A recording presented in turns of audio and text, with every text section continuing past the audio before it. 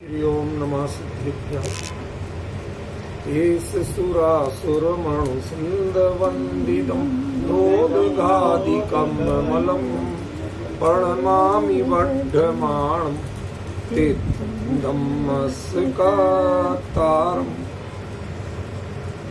धर्मानुरागी भाइयों बहनों, अपनी चर्चा सूत्र पर चल रही थी। उसमें एक महत्वपूर्ण बिंदु आया था कि जो आज के भले ही आचार्यों के हों उन ग्रंथों में और जिसे श्रुत या सूत्र कहा गया उनमें टेक्निकल अंतर क्या है, तो उसको पहचानने का और कोई तो ऐसा बड़ा साधन नहीं मिला हमें, लेकिन एक साधन जरूर मिला और वो मिला हमारे लिए कि इनके अतिचारों में अंतर जो किया गया, उनका कॉन्सेप्ट अलग है, इनका कॉन्सेप्ट अलग है। जैसे मैं आपको कहूं कि कोई काम आप करने जाते हैं और किसी काम के लिए आप किसी देश में गए और वहां का राष्ट्रपति, प्रधानमंत्री या कोई और वो आपकी अगवानी करने आता है और आप अपने देश में किसी पद पे नहीं, ठीक है, बात समझ में आ रही? तो उसको क्या समझा जाएगा? उसको ये माना जाएगा कि वह देश आपको यहाँ के भावी राष्ट्राध्यक्ष के रूप में देख रहा है या शासनाध्यक्ष के रूप में देख रहा है, वो आगे देख के उसका सम्मान कर रहा है। और कोई खुद जाए, वो पद पे हो और उसको खुद रिसीव नहीं करके वो किसी अपने सेक्रेटरी वगैरह को भेज दे रिसीव करने, तो इसका सीधा सीधा मतलब होगा कि वह मान रहा है कि अब ये ज्यादा दिन रहने वाला नहीं। मैं किसी पॉलिटिकल संदर्भ में नहीं बोल रहा हूं, ना वो लेना, मैं अपने विषय का दृष्टांत मात्र दे रहा हूं, वरना आजकल ये बड़ी समस्या है, लोग बाग कहीं का कहीं ले जाते हैं। तो मुझसे किसी बात का राजनीतिक संदर्भ कतई मत जोड़ना। मैं तो ऐसी दृष्टांत दे रहा हूं कि एक व्यक्ति पद पे नहीं है और उसे शासनाध्यक्ष जैसा सम्मान मिले, दूसरा पद पे है तो अभी शासनाध्यक्ष जैसा सम्मान नहीं मिले, कुछ हल्का मिले। तो जैसा व्यवहार किया गया वो व्यवहार बताता है कि आपको किस रूप में ग्रहण किया जा रहा है, ठीक है। ऐसा होता है कई बार कि जैसे कोई व्यक्ति शादी के बाद दामाद पहली बार ससुराल जाए तो सारे लोग अलर्ट मोड पे मिलते हैं, बाकायदा पूरी स्वागत सत्कार की विधि होती है, सारी चीजें एवन चलती है। और वह दूसरी, तीसरी बार, चौथी बार चला जाए एक महीने में, नहीं चाहे कोई काम हो, तो चौथी बार जाएगा तो वही विधि मिलेगी क्या? उतनी अलर्टनेस मिलेगी क्या? नहीं मिलेगी। ये कह के मैं क्या कहना चाहता हूं, बस वो समझने की कोशिश करो कि जो आपने, आपके प्रति लोगों ने जो व्यवहार अपनाया है, वह व्यवहार आपके व्यक्तित्व और आपके उस कार्य की गरिमा को बताता है। जब आप किसी के लिए द्रव्य से, क्षेत्र से, काल से, भाव से, इन चारों प्रकार से शुद्धि को टॉप प्रायोरिटी देते हो, तब तो वो श्रुत या सूत्र है। और जब उनके अक्षर पद आदि में गड़बड़ी मत करना, खाली इतना कहा जाता है, ठीक ठीक बोलना इतना ही कहा जाता है, कम बड़ मत करना इतना कहा जाता है, तो समझ लेना वो श्रुति या सूत्र नहीं है, वो आगम कहो, शास्त्र कहो, जो भी कहो, वो सब कुछ चलेगा। क्या कहना चाहता हूं मैं, वो समझ में आया या नहीं आया? मेरे हिसाब से अभी किसी को कुछ क्लियर नहीं हुआ। मैंने बताने की कोशिश तो की पर क्लियर नहीं। मैं फिर से समझाने की कोशिश करता हूं। द्रव्य की शुद्धि, क्षेत्र की शुद्धि, काल की शुद्धि, भाव की शुद्धि, ये जो चीजें हैं, ये सूत्र के जो पद हैं अक्षर हैं ये उन पर बेस्ड नहीं है। ये तो माना ही जा रहा है कि इनमें आप कोई कमी बेसी कर ही नहीं सकते, वो तो जैसे हैं वैसे ही बोलोगे आप। अब आपको क्या सावधानी रखना, थोड़ा और क्लियर रखना। एक व्यक्ति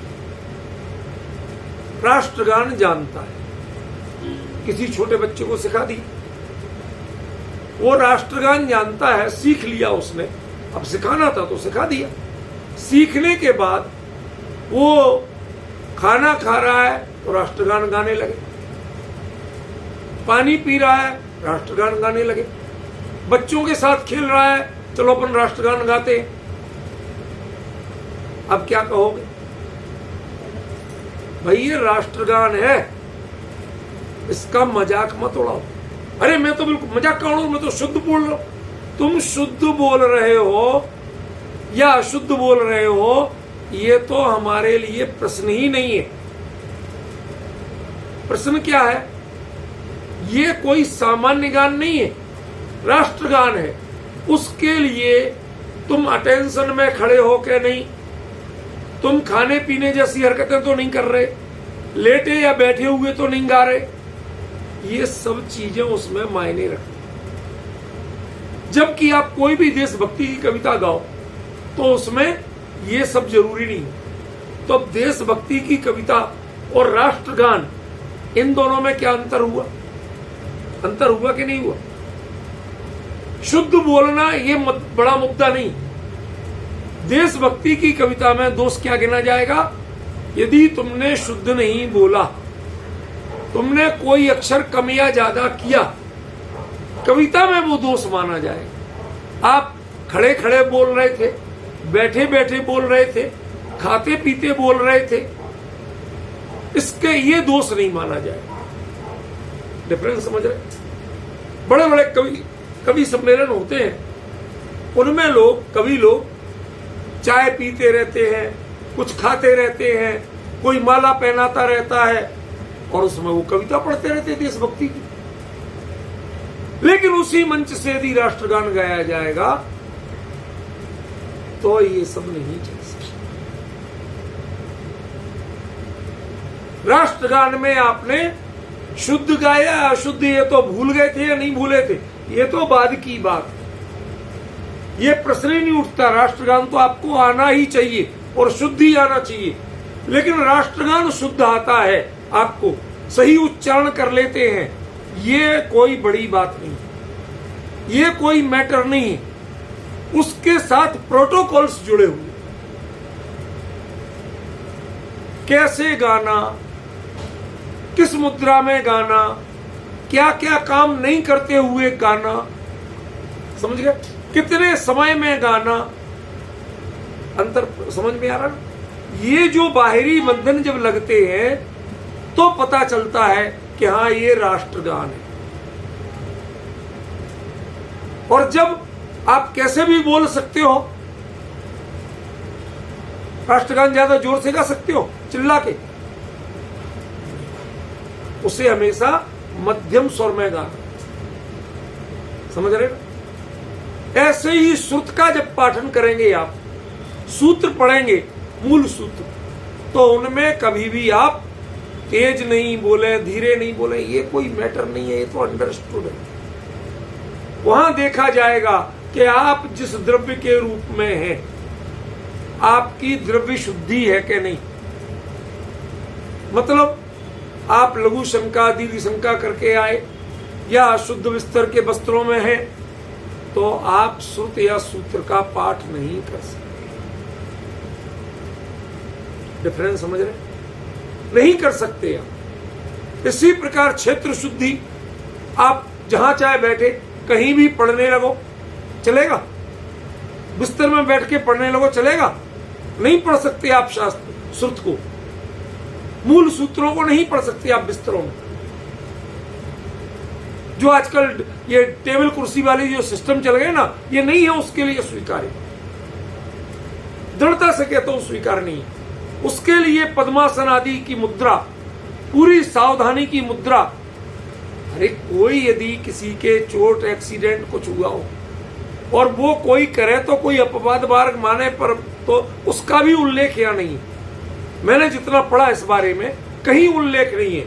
उसमें वो कहते आपको द्रव्य की शुद्धि चाहिए ही, फुल अटेंशन में ही पढ़ना पड़ेगा। अब किसी के दो पैर हो ही नहीं तो वो राष्ट्रगान कैसे पढ़े खड़े होकर? तो वो एक चीज अलग हो जाएगी। लेकिन राष्ट्रगान पढ़ते समय खड़े होके ही सम्मान देना नियम यही कहा जाए।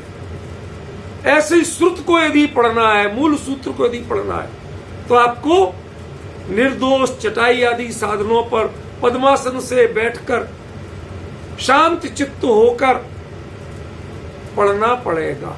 यह हुई द्रव्य शुद्धि। क्षेत्र शुद्धि जिन मंदिर में पढ़ो या अपने यहां कहीं स्वाध्याय कक्ष में पढ़ो वो चलेगा, पर बेडरूम में डाइनिंग टेबल पे ये नहीं चलेगा। समझ गए? ये बंधन अन्य शास्त्रों के साथ नहीं लगाए, लेकिन मूल श्रुत के साथ लगाए। तीसरा है काल की शुद्धि। आप अकाल में या दुष्काल में मूल सूत्रों का स्वाध्याय नहीं कर सकते। ग्रहण पड़े तो नहीं कर सकते, संधि काल में नहीं कर सकते।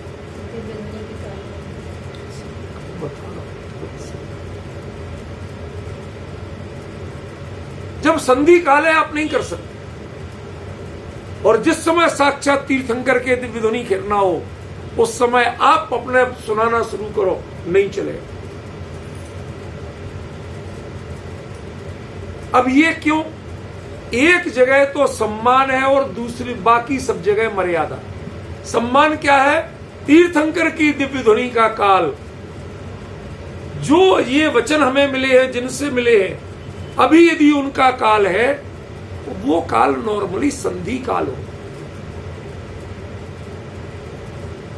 सुबह दोपहर शाम ऐसे जो दिव्य ध्वनि खिलती है संधि काल ही है।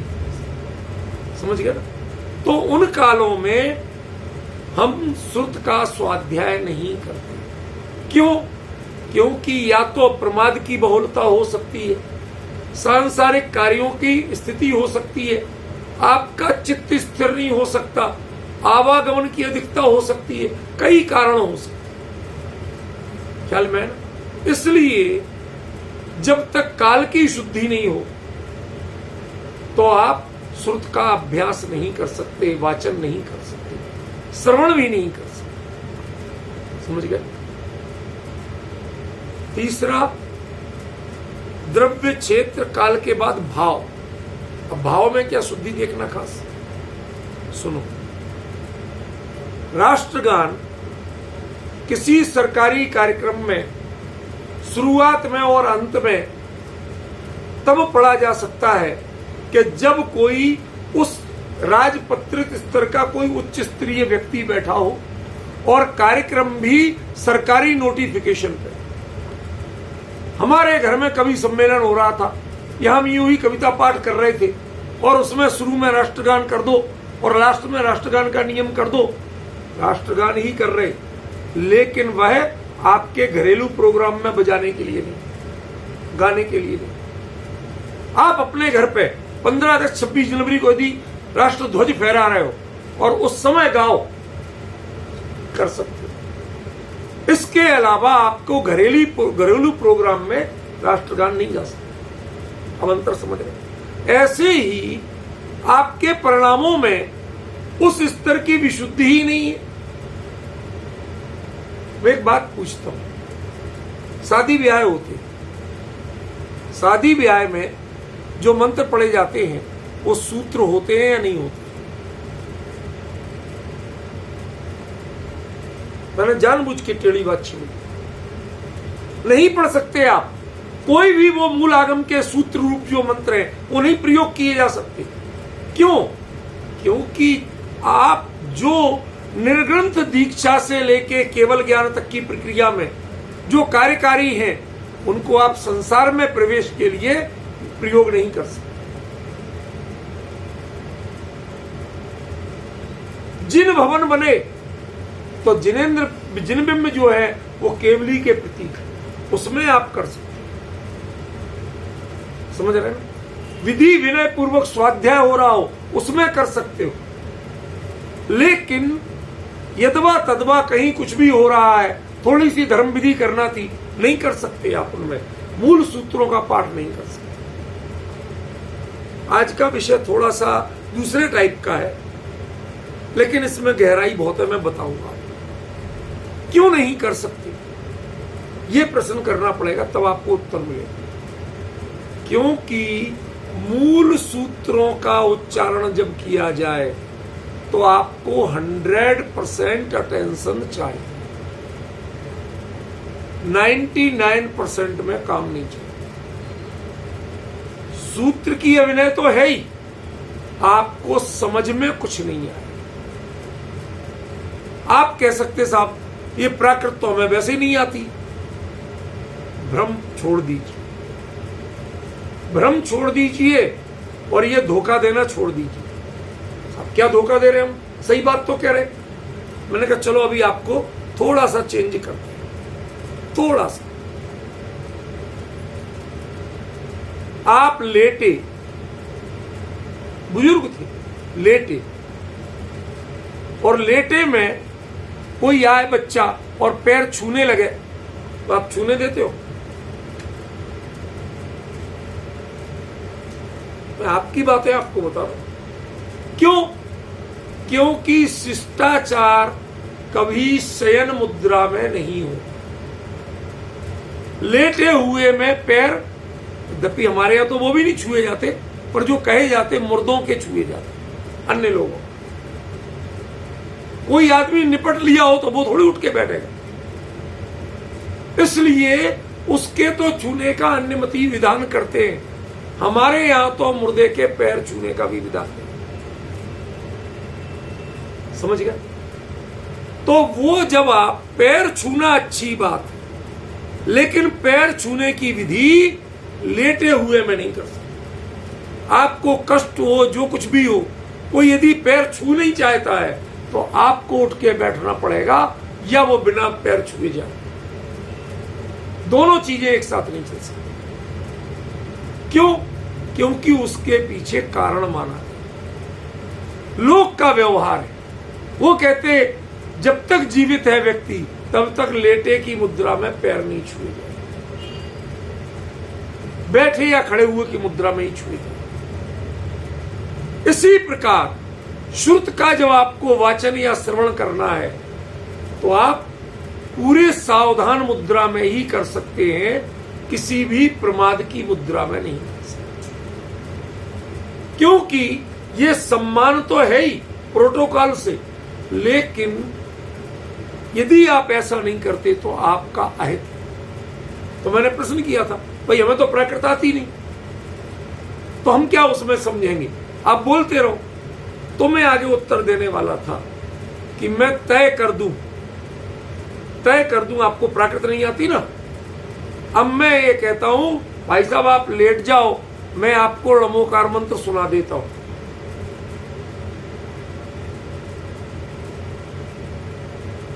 ओके जी भाई साहब, आपको तो प्राकृत आती नहीं, अब कैसे आ रही है? अरे प्राकृत की वो बात नहीं है, लेटे में णमोकार मंत्र तो तब सुनाया जाता, संलेखना लेना हो तो। बाकी अब डिफरेंस समझ रहे कि नहीं समझ रहे? अर्थ आता है नहीं आता है, उसके बावजूद इतना आपको आता है कि इनको सुनना भी है तो उसके लिए एक चित्त भूमि चाहिए, परिणाम विशुद्धि चाहिए, और शरीर की स्थिति भी अनुकूल होना चाहिए। मानते हो कि नहीं? इसका मतलब क्या हुआ? मैं इसके लिए गलत दृष्टांत देने वाला था, रुक गया था, दे देता हूं, कोई बात नहीं, आप लोग नाराज नहीं होंगे, मुझे पता है। कई बार कोर्ट में judgement, high court, supreme court, वहां के लिए इंग्लिश चलती, नहीं बोलते हैं, ठीक है? और आपको इंग्लिश के आती नहीं हो और आपको जजमेंट सो आपका ही निर्णय होना है, आप ही उसमें जो मतलब कोर्ट के कटघरे में खड़े हो। अब अपराधी शब्द तो नहीं प्रयोग कर रहा हूं, उसे मुलजिम और मुजरिम दो शब्द चलते हैं। मुलजिम माने जिस पर आरोप लगाया गया, मुजरिम माने जिस पर आरोप सिद्ध हो चुका, ठीक है ना। तो आप कुछ भी हो, आपको इंग्लिश नहीं आती, अब जज क्या कह रहा है, निर्णय कर रहा है, आपको समझ में आता है कि नहीं आता? आपको इंग्लिश नहीं आती और वो इंग्लिश में बोलेगा, आप समझोगे कि नहीं? पहले से प्रिपेयर होके जाते हो, वकील से पूछते हो कि जज साहब क्या बोल सकते हैं, कहते देखो तुम्हें 3 तरह की स्थिति हो सकती है। अपराध जो तुम्हारे ऊपर आरोप लगाया गया वो बड़ा संगीन है। जज को यदि खुंदक आ गई तो वो कह देगा हंग टिल डेथ। इसका मतलब तुम्हें फांसी की सजा।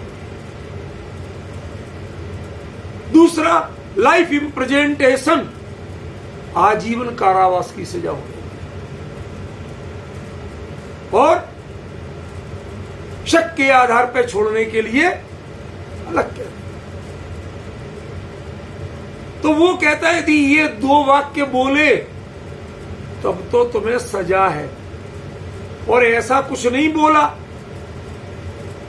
तो उसका मतलब चिंता नहीं कर, कुछ भी बोल दे चिंता नहीं कर। अब बताओ आपने अंग्रेजी सीख ली क्या? नहीं, बताओ ना, सीख ली अंग्रेजी? अंग्रेजी के विद्वान हो गए? और जज का जजमेंट समझ में आ रहा है कि नहीं आ रहा है, बताओ। उसके लिए आप मेंटली प्रिपेयर होके गए कि नहीं गए? उतनी नॉलेज करके गए कि नहीं गए? जब अपना हित जिससे जुड़ा हो उसकी भाषा का बहाना आप नहीं कर सकते, उसके लिए आपको अपने आप को तैयार करके ही सुनना पड़ेगा, आपको अपडेट होना पड़ेगा। वो तो जैसा है वो वैसे ही। वो जज साहब सुप्रीम कोर्ट के जज हैं, वो तो जिस भाषा में सुनाते वो ही सुनाते हैं। तुम्हें अपनी नॉलेज बढ़ाना पड़ेगा। ऐसे ही 3 लोक के नाथ की वाणी, उसका नाम श्रुत या सूत्र है। यदि वो सुनना है, पढ़ना है, विचार करना है, तो आप भाषा का बहाना नहीं कर सकते। उसके लिए आपको अपने आप को अपडेट करना पड़ेगा और भाषा और भाव दोनों को जोड़ना पड़ेगा। समझ गए? कोई बहाना नहीं कर सकते। जब तक आपको पूरा शुद्ध समझ में नहीं आ जाए, आप उच्चारण तक नहीं कर सकते। कब बोलना, एक मात्रा गलत बोल गए तो आगम में वो अतिचार है और श्रुत में वो अनाचार है। अतिचार और अनाचार में अंतर समझते हो? अतिचार में आप प्रतिक्रमण करते हो, तस्मिच्छा में दुक्कड़म, आप कह देते हो और आप ही अपने पाप दूर कर लेते हो, दोष दूर कर लेते हो। लेकिन यदि वो अनाचार में चला गया तो उसका मतलब है कि आपको किसी योग्य गुरु के पास जाकर के अपना सारा दोष बता करके उनसे प्रायश्चित लेना पड़ेगा। और वो मुनिराजों को भी वो प्रायश्चित दीक्षा छेद तक हो सकता। समझ गए? उसका परिमार्जन करने में, उसका सुधार करने में आप स्वतंत्र नहीं है। उसके लिए आपको सिस्टम में जाना पड़ेगा। और जब तक अतिचार है तब तक आप उसको सेल्फ रिपेयरमेंट कर सकते हो, अपने आप संशोधन कर सकते हो। इसका मतलब क्या है मुकेश जी? मैंने जान के उस दिन जब देखा कि समय हो रहा तो छोड़ा था। ये विषय गंभीर है, हमारे बहुत सारे लोग नहीं जानते। मैंने पढ़ा जयपुर में, उस समय तो कह दिया गया कि अरे साहब समय सार कहां पढ़ना चाहिए, कहीं भी पढ़ो, खड़े हुए पढ़ो, बैठे हुए पढ़ो, लेटे हुए पढ़ो, पढ़ते पढ़ते नींद आ जाए तो उस पर सिर रख के सो, तकिया बना के पढ़ो। ये मैं नाम नहीं ले रहा हूं, बाकी आप समझ रहे हो किसकी कह रहा हूं, उनके वचन थे, गद्दी से बोले गए, बाकायदा गद्दी से, कहीं इधर उधर चलते फिरते की नहीं, समझ गया ना? हाँ, यदि आप समय सार को सूत्र नहीं मानते, उसे मात्र अपने थोड़े ज्ञान वैराग्य कुछ इंप्रूवमेंट का ग्रंथ मानते हो, चल जाए। लेकिन यदि उसे जिन वचन जिन सूत्र के रूप में सम्मान करना चाहते हो, उस गरिमा से ग्रहण करना चाहते हो, तो ये बिल्कुल नहीं चलेगा। दूसरा, गलत उच्चारण, ध्यान रखना, गलत उच्चारण या गलत स्पेल करना, यह बिल्कुल नहीं चाहिए। क्यों? किसी दूसरे देश का राष्ट्राध्यक्ष आया हो, आपको उसके प्रोग्राम का बैनर बनाना हो, मंच पे लगना, और उसमें आप आइए की जगह वाइए कर दें, या के लिए दोनों चलते हैं, हमारे यहां चलते कि नहीं चलते? आइए भी या होता है और वाइए भी या होता है। अब क्या रखा जाए? पता था नहीं, आप तो हिंदी में पढ़े थे कि अंत में या है, समझे ना? अब क्या करो? अरे लगा दो कुछ भी, तुरंत सूचना आई, जो उनकी असल स्पेलिंग है उनके ऑफिस से ली जाए और वही रखी जाए। क्या है, क्यों है, कैसे है, ये तर्क वितर्क करने की आपको कोई परमिशन नहीं है। सब लोक में तो ऐसा भी मिलता है, वैसा भी मिलता है, कहते आपको कोई परमिशन नहीं। वो इतने बड़े डिग्निटी हैं, उनके साथ जो प्रोटोकॉल है उसमें जो अक्षर पद मात्रा है उसमें आप परिवर्तन करने के अधिकारी नहीं हो। वो वैसा क्यों है ये आप समझ सकते हो, प्रयास कर सकते हो, लेकिन तर्क नहीं कर सकते। बताया था ना, श्रुतस्य अतर्क गोचरत्वा, श्रुत के बारे में तर्क नहीं कर सकते, पंडिताई नहीं कर सकते। आजकल हर बात में पंडिताई चलती है, तुम ऐसा क्यों मानते हो, मैं तो ऐसा मानू, समझ गए ना? ये सब आपकी पंडिताई के विषयों में अनेकांत स्यादवाद में कर लो, चल जाएगा।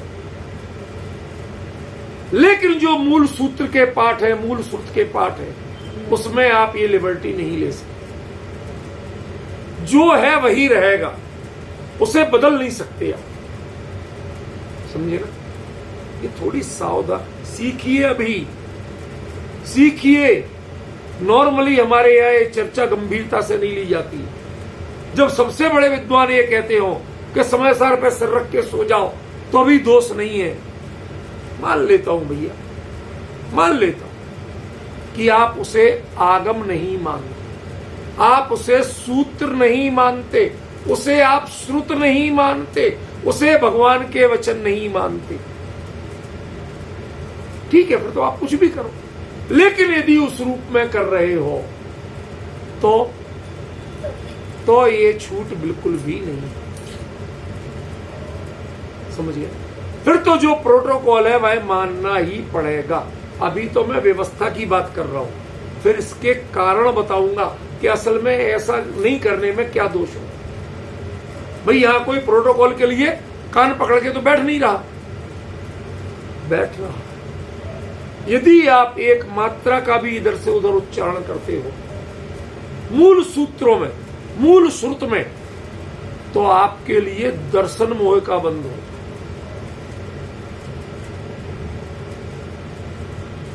केवली श्रुत संघ धर्म देव अवर्णवादो दर्शन मोह, उसमें श्रुत का अवर्णवाद दिया हुआ।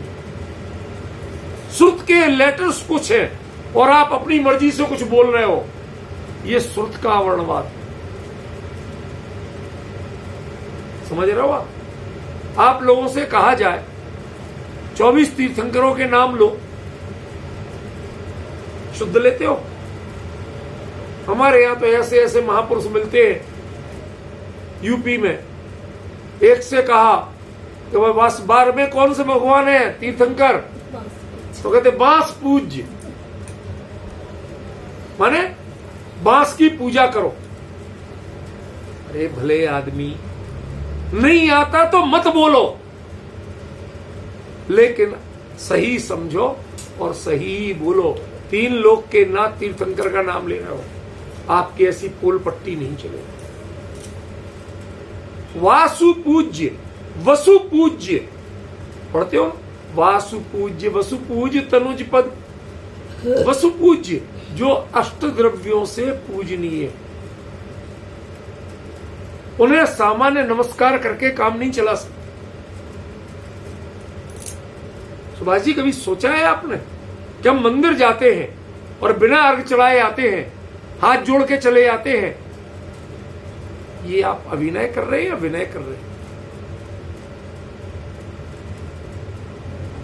वसुपूज, उन्हें अष्टद्रव्यमय अर्घ चढ़ाने के साथ ही उनकी दर्शन विधि पूरी होती है, उसके बिना नहीं होती।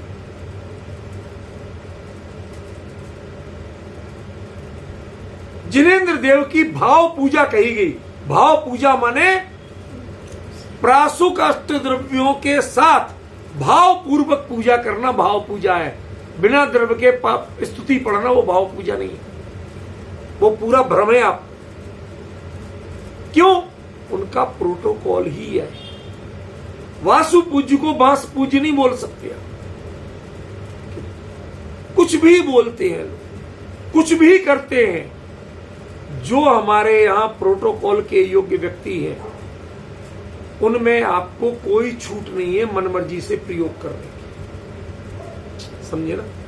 इसलिए श्रुत के लिए द्रव्य, क्षेत्र, काल, भाव इनके अतिचार कहे गए, लेकिन सामान्य शास्त्र के लिए अक्षर पद कम ज्यादा करना, आगे पीछे करना, उच्चारण में दोष करना, वो अतिचार है।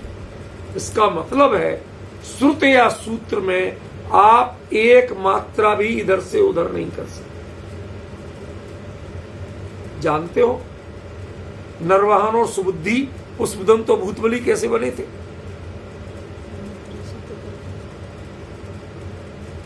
याद है सुभाष जी कुछ? कौन थे नरवाहन सुबुद्धि?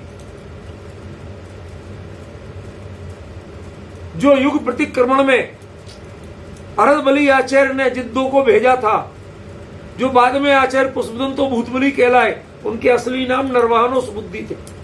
मुनि पद पे भी नाम वही थे, पहले कोई नाम बदलना जरूरी नहीं था। एक राजकुमार था और एक सेठ का लड़का था, बनिया। दोनों मित्र थे, दोनों ने साथ दीक्षा ले ली, योग्य थे। और आचार्य अरदबली ने दोनों को योग्य समझ के धरसेनाचार्य के पास भेजा। लेकिन इनके नाम पुष्पदंत भूतबली कैसे पड़े? एक के दांत टेढ़े मेढ़े थे, समझ गए? और एक का वर्ण जरा ऐसे ही था, कलर कोई मतलब सम्मान ही नहीं दे ऐसा, समझे? तो उस समय जब आचार्य धरसेन ने एक सूत्र में, एक मंत्र में एक मात्रा कम दी, एक में एक मात्रा अधिक दी, उनसे जो विद्याएं सिद्ध हुई, उनमें एक की आंख नहीं थी और एक के दांत बाहर निकले हुए थे। ऐसा हो ही नहीं सकता। जिन सूत्र ऐसे हो ही नहीं सकते कि जिनके परिणाम ऐसे आए। उन्होंने अपने विवेक से सुधारे थे कि नहीं सुधारे थे? और सुधारने के बाद जब निर्दोष विद्याएं सिद्ध हुई तो विद्या का चक्कर में नहीं पड़े, गुरु को जाके बताया कि गुरुदेव आपके दिए मंत्रों में हमें थोड़ा ऐसा परिवर्तन करना पड़ा, हमारी भूल हुई हो तो क्षमा करना, पर मैं आपके आगे निवेदन करना मेरा कर्तव्य। जब वो शुद्ध विद्याएं सिद्ध हुई थी तो उसमें भूत जो होते ना, भूत प्रेत व्यंतर पिशाच, ऐसे जो भेद कहे गए, तो भूत जाति के व्यंतर देवों ने उनकी पूजा की थी। बलि माने पूजा, इसलिए उनका नाम पड़ा था भूत बलि। और उनके दांत जो टेढ़े मेढ़े थे निकले हुए, वो एकदम दंत पंक्ति सुंदर कर दी गई, तो उनका नाम पड़ा पुष्प दंत। जैसे कुंद पुष्प के समान एकदम सुंदर, एक से कतार के लगे हुए दांत हो गए। तो ये नाम तो बाद के थे, समझे ना? लेकिन इस घटना की मूल बात क्या बताती है आपको, कि आगम के श्रुत के जो मूल पद हैं, सूत्र हैं, उनमें एक मात्रा भी ना तो आगे पीछे की जा सकती है, ना एक वर्ण इधर का उधर किया जा सकता है, ना एक वर्ण कम किया जा सकता है, ना एक वर्ण अधिक किया जा सकता है। उसमें कोई अतिचार नहीं है, ये अनाचार है। आम शास्त्रों में ये अतिचार कहलाएगा। अतिचार माने क्षम्य दोष, आप सॉरी बोल दो, आपका दोष खत्म, समझ गए? लेकिन जब वो एक सूत्र की गरिमा में पहुंच जाते हो, उस समय यदि ऐसी कोई गलती करते हो तो वो अनाचार है। फिर तो आप पढ़ने के लायक ही नहीं है, प्रायश्चित लो जाके। तुमने पढ़ाई क्यों की, सुना क्यों? यदि तुम्हें द्रव्य शुद्धि, क्षेत्र शुद्धि, काल शुद्धि और भाव शुद्धि नहीं आती, तो तुम्हें आगम या सूत्र पढ़ने सुने, इसलिए नहीं कि वो कोई श्राप दे देंगे। अरे वो भगवान की वाणी है। किन शब्दों में समझाऊं आपको मेरी पीड़ा? वो भगवान की वाणी है। यदि वो काम नहीं करेगी, उससे भवताप नहीं उतरेगा, उससे मिथ्यात्व नहीं टलेगा, तो उसे भगवान की वाणी कौन कहे? कौन कहेगा? आप द्वादश सभा में बैठे यदि मूल सूत्र सुन रहे हैं, इसका मतलब आप समो शरण में विराजमान। और समो शरण में भगवान के वचन कान में पढ़े, पढ़ने के बाद आपका भवताप न उतरे, आपका मोह न घटे, आपके पाप भाव नहीं बदले, ऐसा हो नहीं सकता। और आप यहां पर ऐसा प्रमाद करके दिखा रहे हैं, इसका मतलब है कि वो आपके परिणामों पर कोई काम नहीं करेंगे, जिनके अभी शुद्ध उच्चारण के लिए आप तैयार नहीं, जिनको शुद्ध सुनने और समझने के लिए तैयार नहीं हो, तो वो है प्रयोग में क्या काम करेंगे आप? समझिए, 2 दवाइयां दी डॉक्टर ने, चोट लग गई थी, कील घुस गई थी, उसने कहा कि ये दवाई तो लगा लेना और ये गोली खा लेना दर्द की, एक गोली पीस के लगा लेना। गांव में यही होता है, ये मलम का ज्यादा नहीं चलता, वो तो प्योर लगा लेते, जो जलन हो तो होती ना, समझे ना? तो उसने एक गोली पीस के लगाने को दी और एक गोली खाने को दी। वो खाने की गोली लगा ली, लगाने की गोली खा ली। अब क्या होगा भाई? थी तो उसी बीमारी के लिए, लेकिन आपने क्या किया? क्रम बदल दिया, खाने की लगा ली और लगाने की ठीक हो गए। ऐसे जिन वचन के सूत्र जो हैं, उनमें पद को आगे पीछे करके अपनी मर्जी से नहीं कर सकते।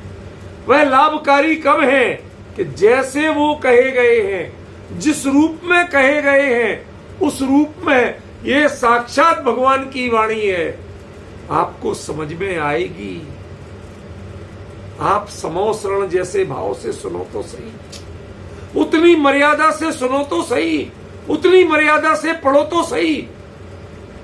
आज हमने पूरी छूट देना शुरू कर, टेबल पे पढ़ो, कुर्सी पे बैठो, टांग पे टांग रख के बैठो, पैर हिलाते हुए बैठो।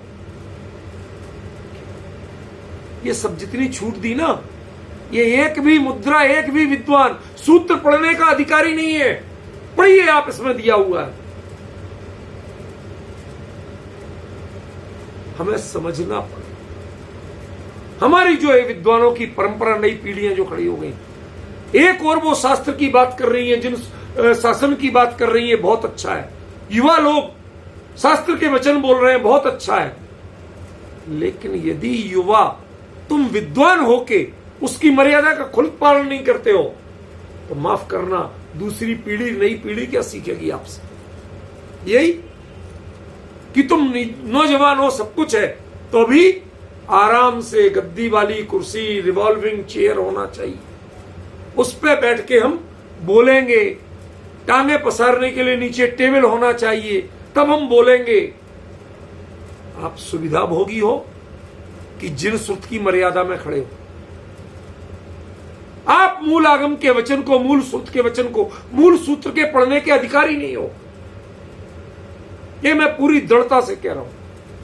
आप बाकी प्रवचन करते, ठीक है, उसमें हम कोई कमेंट्स नहीं करेंगे। जब आपने अपना स्तर खुद ही घटा लिया कि हम तो आम चर्चा, थोड़ी धर्म चर्चा कर रहे हैं, हम सूत्र का वाचन नहीं कर रहे हैं, हम श्रुत के तीर्थंकर परमात्मा के वचन की मर्यादा में रह के हम कोई चर्चा नहीं कर रहे।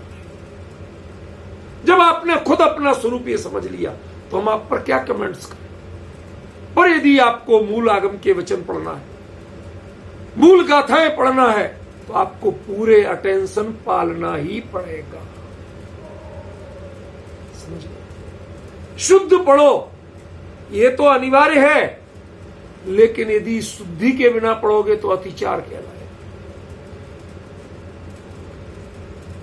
अक्षर पद मात्रा से दूषित नहीं पढ़ना। यदि वो पढ़ लिया तो अनाचार है आगम में, सूत्र में। और उसकी शुद्धि के साथ पढ़ा पदों की, लेकिन बैठने में ध्यान नहीं दिया, उनके प्रति सम्मान करने में ध्यान नहीं दिया। ये क्या होगा भाई साहब? अनाचार, अतिचार। सुनो, मैं एक बात बताता हूं। मेरे से अभी परसों किसी ने एक प्रश्न पूछा था फोन पे। कहते डॉक्टर साहब आप ऐसा क्यों कहते हो कि जो ये मांडला बनाते हैं ना शुद्ध तरीके से विधान आदि में, इसमें लेडीज को नहीं चढ़ाना चाहिए? कहते ना, कहता हूं डंके ही चोट कहता हूं। क्या बात है साहब, वो भी तो पूजा करती है, उनकी भी तो इंद्राणी प्रतिष्ठा मुझे मत सिखाओ। ध्यान रखना, आप आगम में इंद्र प्रतिष्ठा शब्द है, कहीं इंद्राणी प्रतिष्ठा शब्द नहीं। पूरा प्रतिष्ठा शास्त्र ढूंढ लीजिए, कहीं लिखा बता दो तो चैलेंज है मेरा। क्यों? मंदिर में आप जाते हो नहा धो के, जो कपड़े आपके बिस्तर में, घर में कभी स्पर्श तक नहीं किए, आपके पर्दे को भी नहीं छुए, वो ऐसे शुद्ध मंदिर के धुले कपड़े वही पहनते हैं पुरुष। लेडीज, उनके साथ व्यवस्था है, वो घर के जितने चाहे धुले पहन जाए, लेकिन घर से पहन के जाएंगे, रास्ते में चल के जाएंगे, उन्हें मंदिर में बदलने की, पहनने की कोई छूट नहीं। उनके लिए मंदिर की मर्यादा के कपड़े नहीं मिलते। तो प्रोटोकॉल, जब आप विधान कर रहे हो, उसकी शुद्धि कर रहे हो मंत्र से, तो उस पर उनके द्वारा नहीं चढ़ाया जा सकता। क्यों? न उनकी वस्त्र शुद्धि है टेक्निकली, और न उनकी द्रव्य शुद्धि है, इसलिए नहीं चढ़ाया जा सकता। हाँ, अनुमोदना करें, जेंट्स चढ़ाते हैं वो उनकी अनुमोदना करें, भाव करें। आपके लिए प्राकृतिक रूप से जब देह ऐसी मिली, परिस्थितियां ऐसी मिली कि आप उतनी शुद्धि कर ही नहीं सकते हो, तो आप फिर उस मांडले पे चढ़ाने मत जाओ, ना मांडला बनाने जाओ।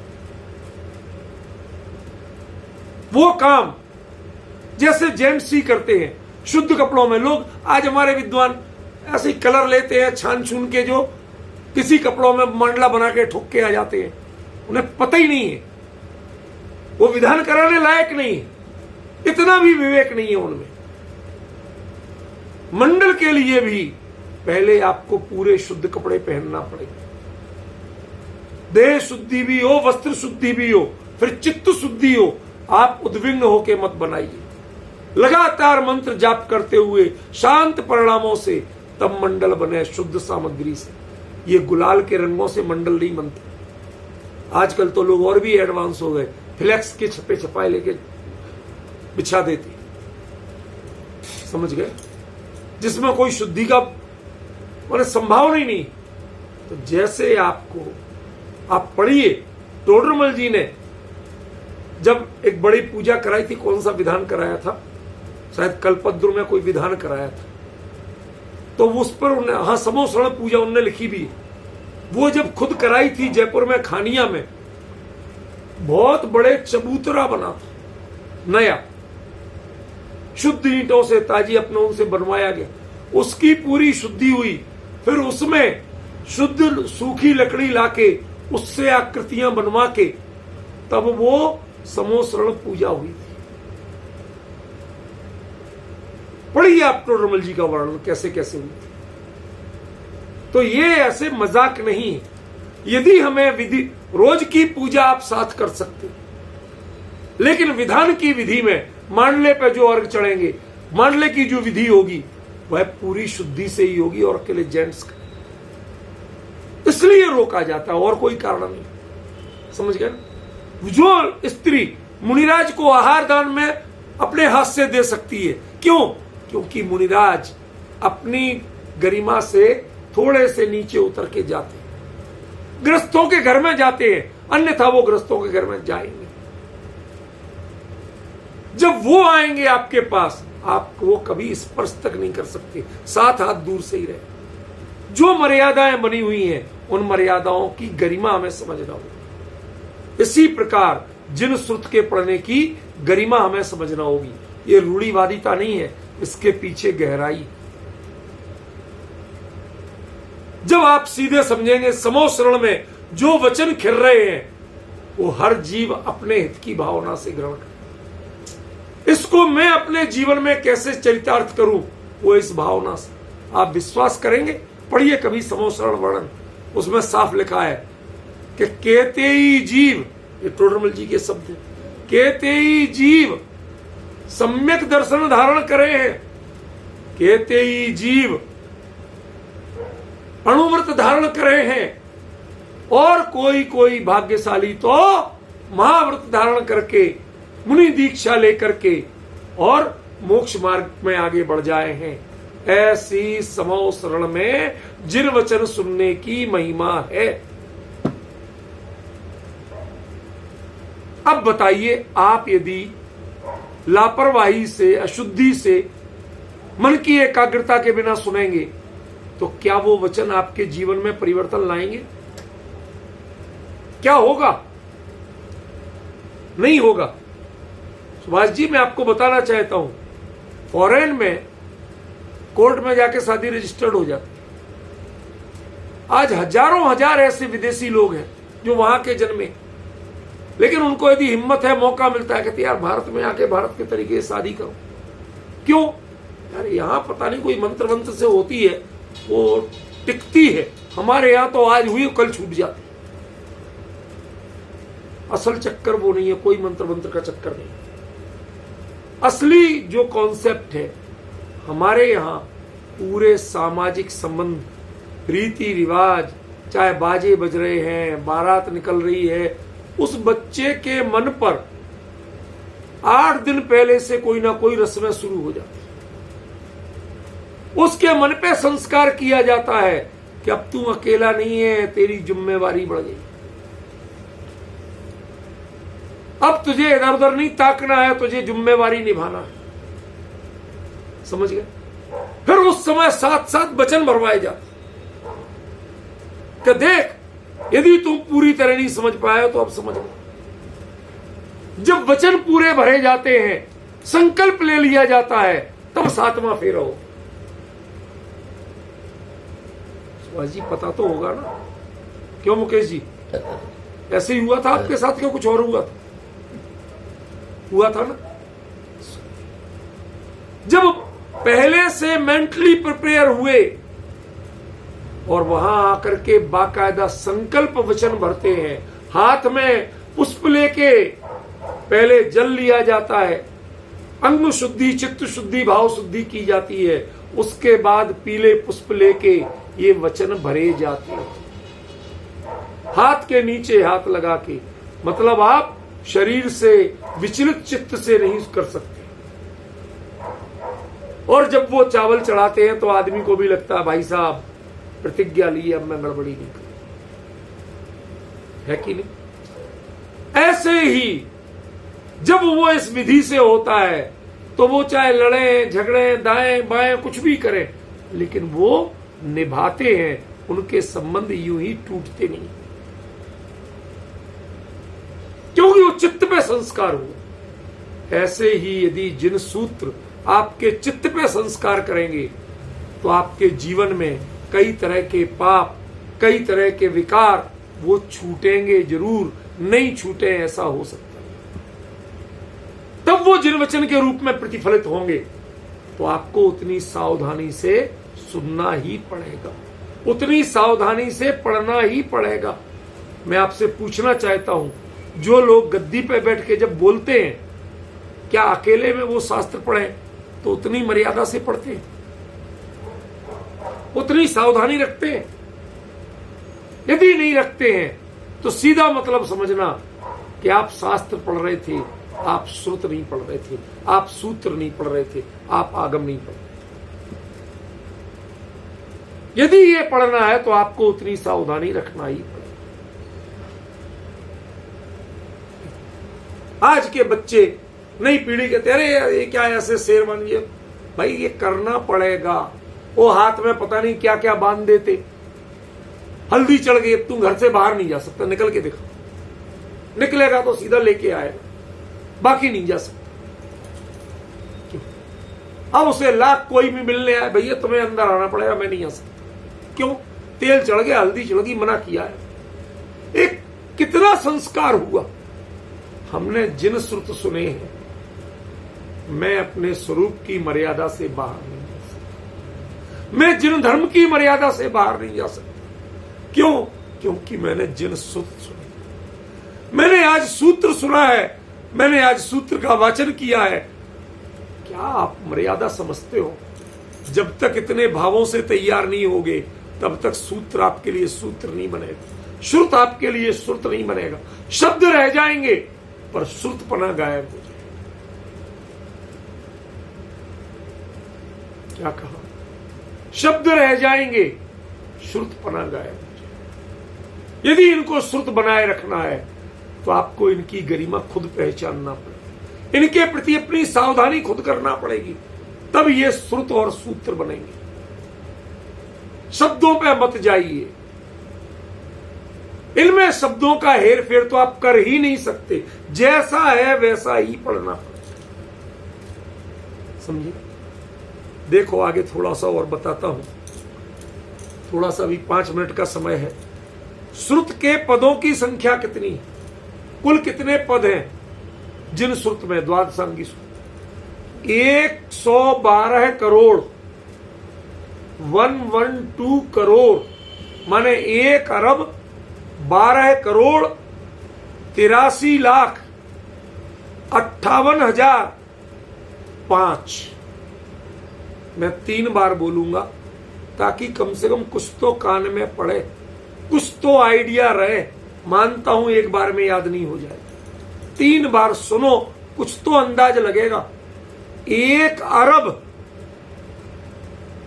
12 करोड़ 83 लाख 58,005, इतने पद जिन श्रुत के माने गए। इसकी मर्यादा के अलावा जो कुछ है उनको हम जिन श्रुत नहीं मान सकते। एक हमारे यहां बहुत बड़ा भ्रम चलता है, वो क्या है? शब्द को हम शब्द ब्रह्म, द्रव्य श्रुत कुछ भी कह देते। अरे ज्ञानियों ने लिखा है शब्द ब्रह्म पर ब्रह्म के वाचक वाच्य नियोग। जो कुछ भी आप शब्द बोलते हैं वो शब्द ब्रह्म नहीं है। आप गाली गलौज करें वो शब्द ब्रह्म नहीं है। जब तक वो ब्रह्म उसका वाच्य नहीं हो जाए और शब्द उसका वाचक नहीं हो जाए, तब तक वो शब्द ब्रह्म नहीं है, तब तक वो जिनवाणी नहीं है, तब तक वो जिनश्रुत नहीं है। इसलिए आप कुछ भी बोल लेंगे और उसे शब्द ब्रह्म कह दें। हमारे यहां व्याकरण वाले बहुत पूजा करते शब्द, हम तो कोई भी शब्द सिद्ध कर सकते। तुम्हारा सिद्ध करना अलग चीज है और जिन शासन की मर्यादा का होना अलग चीज है। यह तर्क वितर्क की चीज नहीं है, यह पूरी जिम्मेवारी से सीखने की चीज है। समझिए, इसलिए इतने पद जो होते हैं उनको ही क्या मानना, वो जिनवाणी है, वो भगवान के वचन है। इससे बाहर जो कुछ हो रहे हैं कोई नए, बुरा मत मानना, मैं बड़ी दृढ़ता से कह रहा हूं, प्रमाणित कर सकता हूं, कोई भी नए, कोई भी निक्षेप, कोई भी दृष्टांत, ये कभी जिन वचन के अंग नहीं हो सकते, ये कभी सूत्र और श्रुत के अंग नहीं हो सकते।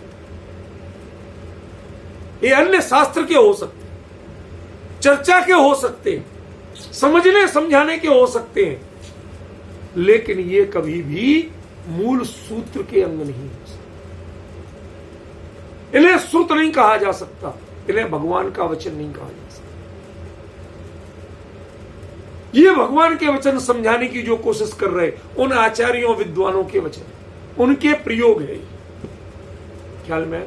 इसलिए मूल सूत्र की गरिमा आपको पहचानना पड़ेगी। उसमें किसी को आप व्यवहार का वचन कह के हे और किसी को निश्चय का वचन कह के उपादेय नहीं कर सकते। जिन सूत्र सारे के सारे 100% उपादेय हैं, उनमें कोई हे गे उपादेय नहीं। समझ गए अंतर? आपके व्यवहार और निश्चय आपके हे उपादेय होते रहते, लेकिन जिन सूत्रों में ऐसा नहीं होता।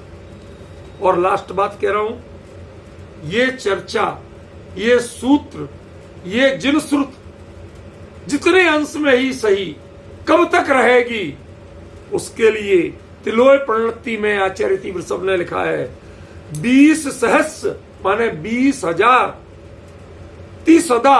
317 वत्सराणी माने वर्ष, 20,317 वर्ष। कब से?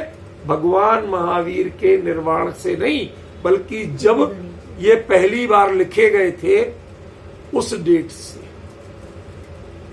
20,317 वर्ष तक तो ये तत्व की चर्चा, ये मूल सूत्र की चर्चा किसी ना किसी रूप में जीवित रहेगी।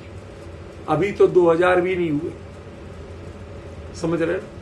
20,317 वर्ष तक रहेगी। इसलिए यदि उसे बनाए रखना है, यदि जिनवाणी के वचन को साचा रखना है, तो आज की हमारी जरूरत है कि हम जिम्मेवारी समझें।